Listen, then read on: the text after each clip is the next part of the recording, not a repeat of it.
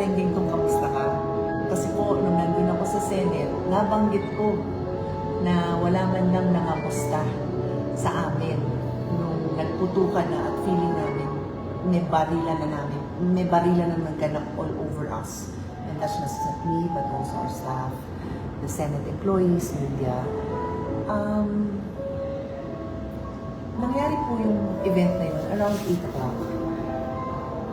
Nung mag-aalas 10 na, tapos na. Mag-aalas 10 na po yun. If 9, mga 9:45, 9:50, if I'm not mistaken. Medyo kumalma na kami kasi wala na putukan, saka na-clear na po yun, na-clear na yung area.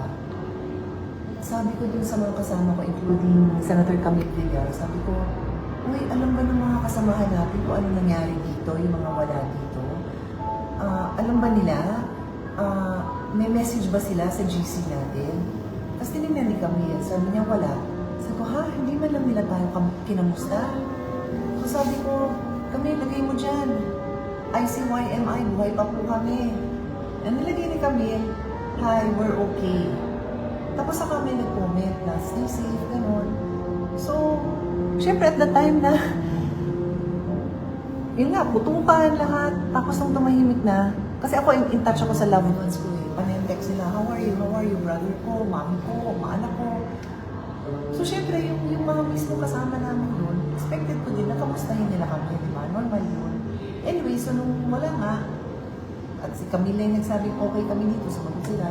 So, when I delivered my speech at sinabi kong wala man lang nangamusta, I want you all to know na after my speech, ang dami sa kanilang lumapit sa akin. Kasi friends po talaga kami. Imagine yung magkakaklase kayo.